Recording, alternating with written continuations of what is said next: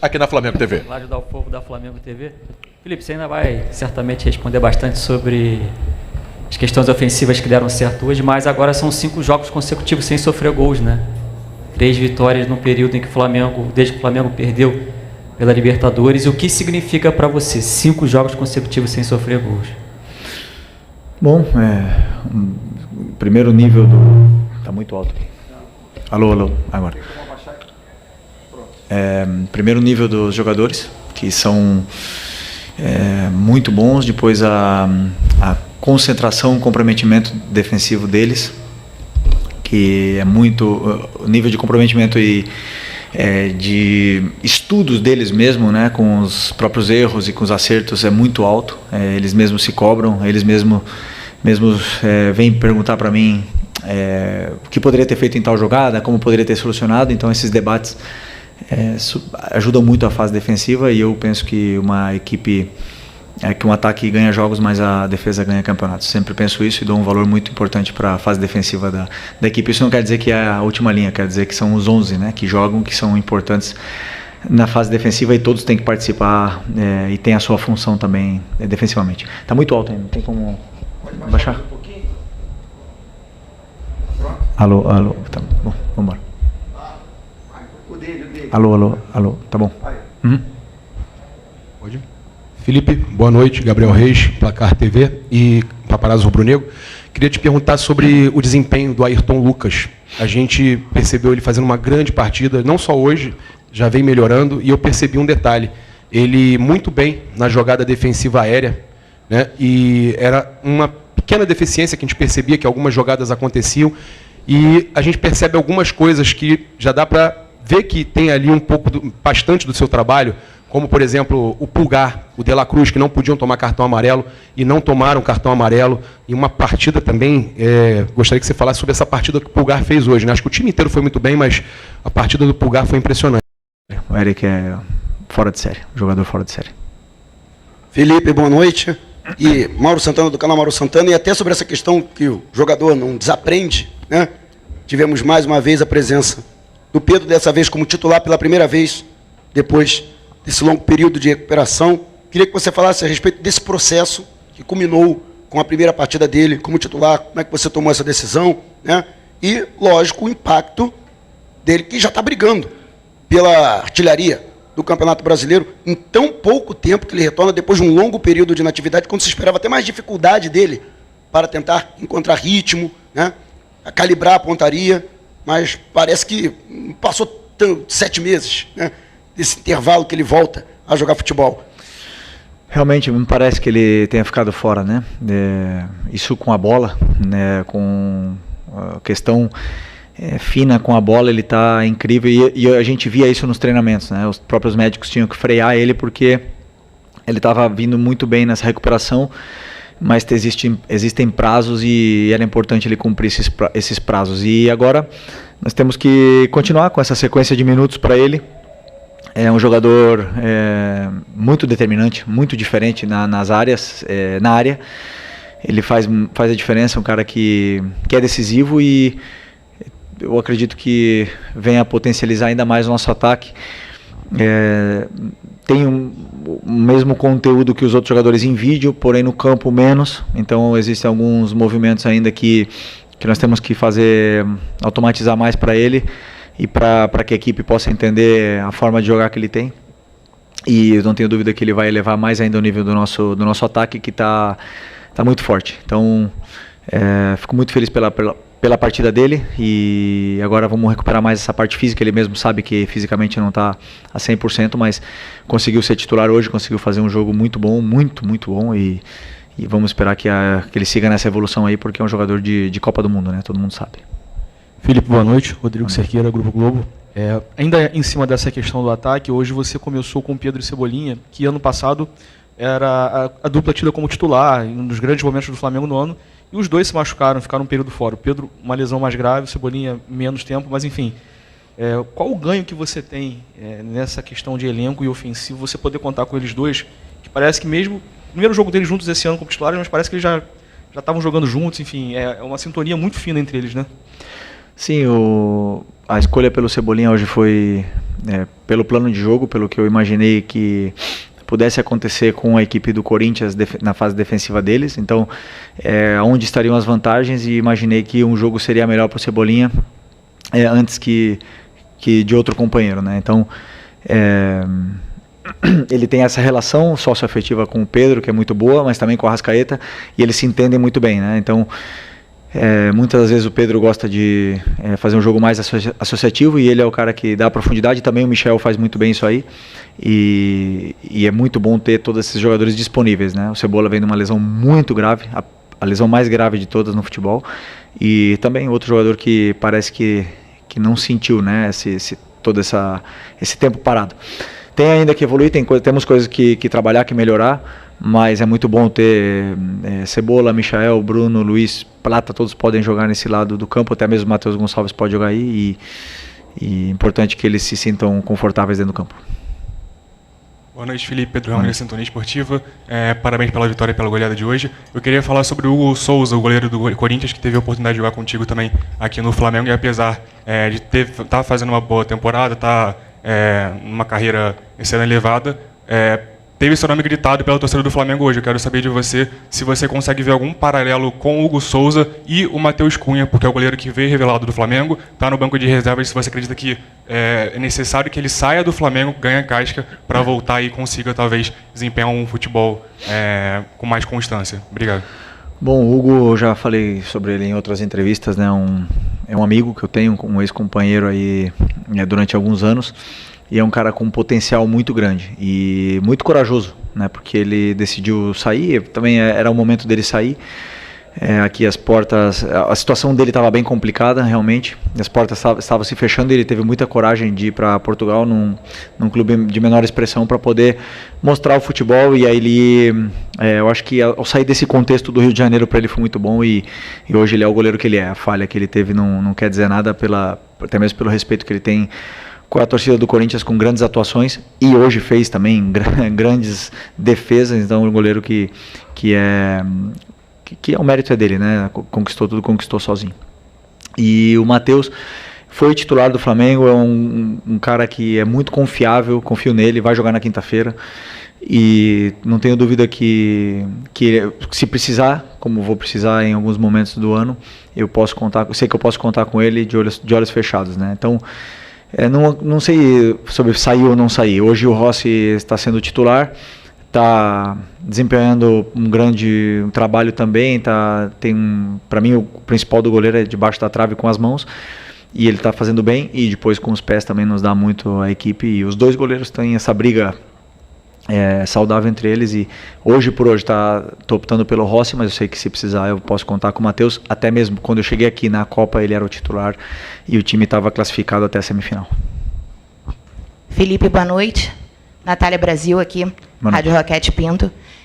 O Flamengo teve a goleada contra o Juventude 6-0, depois teve 2 empates sem gols, e hoje voltou a ter um placar muito elástico, 4-0.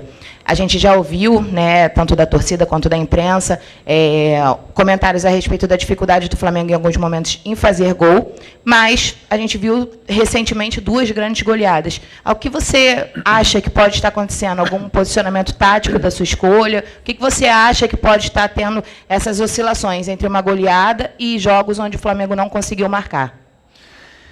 Bom, primeiro, se você olhar a tabela da Europa, nem o Barcelona nem o Paris fazem gol todos os jogos, e muitas vezes eles também perdem gols, e daí a gente olha, de repente eles fazem 4, fazem 5.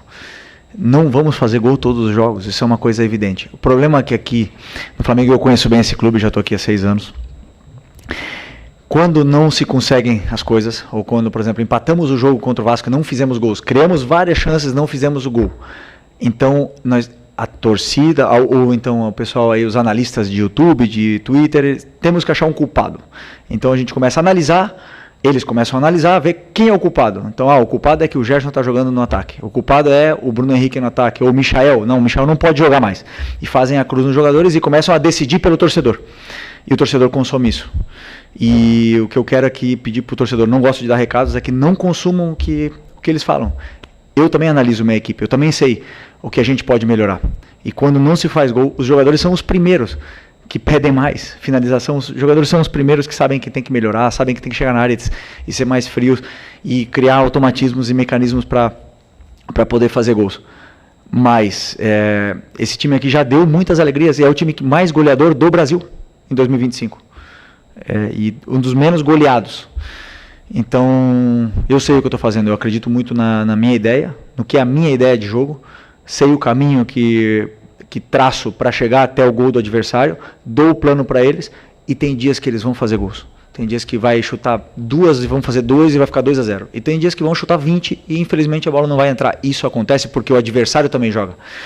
Se o orçamento, né, fosse solução, a gente entrasse com 15 em campo, mas não é assim, entra com 11, muito bons, entramos com os melhores 11 da América no campo, mas o adversário também joga, também tem suas armas, também sabe anular, senão o único time seria campeão todos os anos, e o futebol é tão complexo por causa disso. Então, o mesmo torcedor que me pede, ou mesmo jornalista que me pede para botar o Gerson de volante, é o que me pede para botar o Nico de meia. Então, deixa comigo. Quem vai errar sou eu, quem vai acertar às vezes sou eu, e deixa que esse é o meu trabalho. Okay. Boa noite, Felipe. Léo José do Coluna do Fla. Ainda na questão individual, a gente vê o Matheus Gonçalves entrando agora, né, nesse segundo tempo, e numa entrevista coletiva no começo do ano você tinha dito que o Matheus Gonçalves ele é visto como um jogador de beirada, e por conta disso ele não vinha tendo tantas oportunidades. Só que no Mundial do ano passado, na final contra o Olympiacos, você colocou ele mais centralizado, né, como meia, encostando ali na grande área. O que mudou nessa percepção do futebol do Matheus Gonçalves no ano passado, jogando mais centralizado, e nesse ano você enxerga ele mais como ponta? Não, eu acho que o Matheus, a melhor versão dele é aberto na ponta direita, porque é um jogador de drible, desequilíbrio, é um jogador que é criativo, e consegue se resolver bem em espaços curtos e pressionado. Ou seja, a melhor versão para mim dele seria ali, que ele pode jogar em outras, não tenha nenhuma dúvida. Como você falou, na final do Mundial eu botei ele por dentro, jogou com o Tite na ponta esquerda, jogou comigo já na meia esquerda, no lugar do Arrascaeta na pré-temporada, e ele pode desempenhar. Ele pode, como o Luiz Araújo também pode jogar aberto na esquerda, como pode aberto na direita, como pode jogar por dentro. Eles podem fazer. Agora, a melhor versão dele para mim seria aberto na ponta direita, né? Agora, hoje senti que ele merece merecia esses minutos, porque ele vem treinando muito bem. É um cara que quer jogar, que está sempre se exigindo mais para jogar, e gosto de jogador assim que se incomoda quando fica fora e trabalha para poder ter minutos, e hoje foi premiado com minutos antes que outros companheiros. Felipe, Raíza Simplício da Gol Brasil e da revista Placar. Eu queria que você falasse um pouquinho sobre a tua dupla de volantes, Eric Pulgar e Nico de la Cruz. Eles parecem que têm uma sintonia absurda. Hoje, observando um pouco do jogo, eles jogaram muito. No gol do Pedro, no primeiro gol, o Nico sai correndo para fazer a pressão no Hugo Souza. Teve várias jogadas também do Pulgar com o Pedro fazendo a parede. Ele faz um lançamento para o Arrascaeta que não estava impedido, mas o árbitro acabou dando impedimento. Enfim, eu queria que você falasse um pouco dessa química, né, entre esses dois jogadores. Como você conseguiu construir essa química entre eles dois? Bom, primeiro que o meu modelo pede muito, né, ou exige muito, os volantes são o verdadeiro coração para mim do time, e muito do que acontece no campo depende deles. Então, os 4 volantes, mais o Gerson, quinto, são os jogadores que podem jogar aí, e todos eles têm tido muito bom desempenho. Por exemplo, para mim o Everton Araújo foi muito bem contra a LDU, o Alan foi muito bem contra o Juventude, entrou muito bem contra o Vasco. Então eles têm tido um grande desempenho. O Eric e o Nico têm eles tiveram mais minutos ultimamente, jogaram juntos mais tempo. Portanto, eles desenvolveram dentro do campo essa química, porque o jogador vai se conhecendo, vai sabendo o que o companheiro faz, gosta, e aonde ele gosta de se movimentar, e eles se entendem muito bem. Isso, para para fora, né? Para dentro eu já me apego a muitos outros aspectos além da posse de bola. Para mim são outros aspectos de cobertura, de detalhes mesmo micro do jogo que eles são muito completos, eles dão muito à equipe, eles cobrem muito a zona do campo e fazem com que a equipe com e sem bola sempre esteja melhor posicionada. O Nico vem tendo um desempenho muito alto e um ritmo de jogo muito alto também, coisa que eu achava que ele tinha que melhorar do ano passado quando eu cheguei aqui, que era essa intensidade, os 90 minutos, e hoje ele já consegue fazer muito bem. Então, continuar com esse cuidado aí para que eles possam continuar dando muito para a equipe, que eles são muito importantes. Boa noite, Felipe. Fábio Barcelos, canal Família da Nação. Primeiro, parabenizar a você e a equipe, né? O Flamengo hoje fez uma partida de almanaque. Acho que há muitos anos eu não vejo uma partida tão espetacular de uma equipe. Parecia um time europeu jogando aos nossos olhos. E você citou ainda há pouco que o Matheus Cunha será o goleiro titular do próximo jogo de Copa do Brasil contra o Botafogo, né? O Botafogo da Paraíba. Vai ser só o Matheus Cunha ou no planejamento da comissão técnica o Flamengo virá como uma equipe alternativa? E vindo como uma equipe alternativa, recentemente vimos um time aqui do Rio de Janeiro que levou uma equipe alternativa e até o técnico ficou para poder trabalhar a equipe titular, né, dar ritmo de jogo para a equipe titular. Você também iria ou ficaria no Rio de Janeiro? Não, eu não planejei o jogo ainda porque eu não assisti o Botafogo da Paraíba. Então não sei muito bem ainda como eles jogam. Vou analisar a partir de amanhã e aí vou decidir o que eu faço perante a esse jogo, esse desafio que vamos ter pela frente. O Matheus eu vou colocar para jogar, o Rossi precisa de descanso e ele merece também jogar esse jogo. E os outros eu vou ver ainda, né? Tem outros jogadores que também merecem jogar, tem outros jogadores que têm que descansar, que estão numa sequência muito grande de jogos, mas com certeza eu vou né, para esse jogo porque é muito importante para a gente também essa vitória na Copa do Brasil. Nada. Oi, Felipe, Sérgio Lobo. Um pouquinho do que o colega perguntou relacionado ao primeiro tempo do teu time, que eu acho que o jogo ficou definido ali, com a atuação extraordinária do teu time, com uma pequena oscilação entre o primeiro e o segundo gol. Teve ali uma oscilação, o Corinthians deu o único chute ao gol, foi a defesa do Rossi. E aí eu já vi você falando aqui em algumas entrevistas coletivas que você, primeiro, tem que vencer o jogo, e depois, se possível, dar espetáculo. E o time saiu ovacionado pela torcida, esses 60 e tantos mil espectadores aqui do Maracanã, pelo menos 60 mil, ovacionaram a tua equipe quando desceu. É mais ou menos isso que você quer? O nível de atuação do primeiro tempo, com, se possível, dar a atuação, digamos, de gala que o time teve, com fazendo 3-0?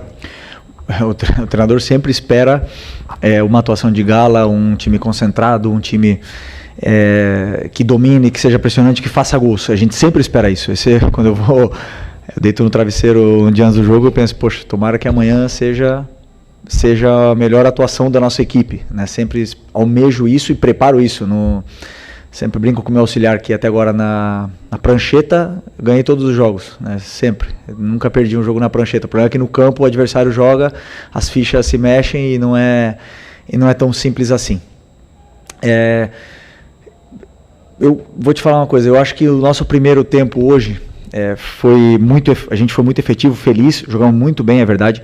O Corinthians teve méritos nesse pequeno momento de oscilação que você fala, foi mérito do adversário, que tem muita qualidade para sair da nossa pressão. Teve algum desajuste da parte do treinador para os jogadores na hora de pressionar, que a gente tentou corrigir logo no primeiro tempo e conseguimos voltar para o jogo. Mas o nível de atuação do Vasco no primeiro tempo e esse foi muito parecido. Só que contra o Vasco a bola não entrou, nas chances que a gente teve. E entrou um gol cedo contra o Corinthians. Isso fez o time jogar mais leve, mais solto, e aí o time se desenvolveu muito melhor. Então o gol e o resultado, eles fazem muita... ele tem muita influência na parte do mental dos jogadores, na parte mental da torcida e tudo mais. Eu, como treinador, tenho que separar o resultado e ver o que foi feito de certo do que foi feito de errado. E e continuar evoluindo a equipe. E o resultado não pode me enganar nunca, e como eu falo para vocês, não me engana. Mas eu estou muito feliz, claro, com o que eu vi hoje no campo, e espero que possa se repetir mais vezes. Felipe, tudo bem? Rafael Borghetti, repórter do canal Flavoz. Queria voltar um pouco na sua análise do Cebolinha, que eu concordo com você que ele também fez uma partida muito boa, fez o gol também, mas queria também destacar a entrada do Luiz Araújo, né? Que você no primeiro tempo ter o Cebolinha, um jogador mais agudo e tudo mais, mas com o Luiz Araújo também podendo fazer essa função, hoje parecia que ele entrou tentando cadenciar um pouco mais o jogo, controlar um pouco mais a posse de bola ali, deixar o meio-campo mais povoado. Queria entender de você como é ter no primeiro tempo um ponta mais agudo, no segundo tempo um ponta que pode fazer essa função também, mas prefere segurar um pouco mais a bola. Como é que você pretende fazer isso também nos próximos jogos? Obrigado. Não, eu acredito que quando o ponta, nós temos um ponta que joga aberto, como jogou o Cebolinha no primeiro tempo, esse jogador ele tem que ser determinante, ele tem que ser diferencial, a bola tem que cair no pé dele e o adversário tem que gastar 2 ou 3 jogadores para poder parar. É isso que eu espero de um ponta que joga aberto, o que eu peço para eles, que eles sejam determinantes, que eles sejam agudos, que eles driblem, que eles façam a diferença, né? E o Cebolinha fez bem isso, ele teve essa ousadia, ele conseguiu ir para cima, ele causou uma certa dificuldade para o lado direito do Corinthians, e com a ultrapassagem do Ayrton melhorou e ajudou ainda mais. Aliás, o gol começa com uma ultrapassagem do Ayrton, ele leva a marcação, libera o Cebolinha acaba finalizando e fazendo o gol. Então, para mim, são muito, muito importantes esses jogadores que são determinantes e decisivos, determinantes nesse 1 contra 1. E do Luiz Araújo. E bom, no segundo tempo eu coloquei o Luiz, porque o Luiz também é esse jogador que tem gol, tem assistência, tem um cruzamento com o pé natural, né? É diferente, então imaginei umas situações diferentes com o Luiz ali, além de que o Luiz treina muito bem e está entrando sempre muito bem, é um jogador muito, muito importante, então achei que ele fosse importante ele ter esses minutos aí, e foi importante para a equipe também. Felipe, boa noite. O companheiro aqui acabou até entrando um pouquinho nesse tema. Eu queria, por mais mal-humorado que pareça, queria falar um pouquinho sobre aquele período entre talvez os 15 minutos e o segundo gol do Flamengo. O que, na verdade, você tira daquele momento? Assim, você enxergou algum movimento do Corinthians? Não sei se me pareceu um período que o Carrilho mudou um pouquinho o lugar onde ele pegava a bola, onde ele se posicionava, mas também principalmente um momento em que a pressão ela não conseguia encaixar tanto e o Corinthians ficou mais confortável com a bola. Esse Flamengo parece ser muito melhor sempre que ele consegue pressionar o adversário, e até mais do que quando ele constrói de trás, embora ele construa bem de trás. Havia uma dúvida um tempo atrás, como será quando houver Pedro e Arrascaeta juntos para sustentar uma pressão? Você relaciona esse período alguma coisa à presença desses dois, ao movimento do adversário, e você tem alguma dúvida que o time é capaz de manter jogos de muita pressão com os dois fazendo essa primeira pressão do time? Bom, não é a mesma coisa jogar com Pedro e Arrascaeta que com Bruno Henrique Plata e Michael, que são jogadores extremamente pressionantes, né? Então, isso, muitas das vezes, mesmo sem encaixar a pressão, jogadores pressionantes fazem e forçam o erro do adversário, porque eles não dão tempo para o adversário pensar e criar o jogo, ou se posicionar, né? Então, a característica do jogador, ele tem uma influência. Mas sobre esses minutos que você falou, foi uma mudança para mim desde o banco. Eu não assisti ainda o jogo, mas para mim foi uma mudança tática. O Memphis descia, formava um losango, o Romero abria, o Yuri do outro lado, e formava um losango no meio com Ranieri, Bidon, Carrillo e Memphis, e isso sobrecarregou nossos volantes. Então eu não estava conseguindo dar a informação, porque é um pouco mais complexo, porque eram muitos jogadores envolvidos na solução desse problema, e aí acabamos sofrendo um pouco sem a bola, né? Mas o nosso time sabe sofrer também. Temos uma última linha de 4 jogadores que sabem jogar alto, com coragem, e nesse período eles tiveram uma chance de gol num cruzamento, que é como os adversários tentam chegar contra a gente, a maioria, né? Por cruzamentos ou por contra-ataque. Então basicamente isso. Esse foi esse período aí curto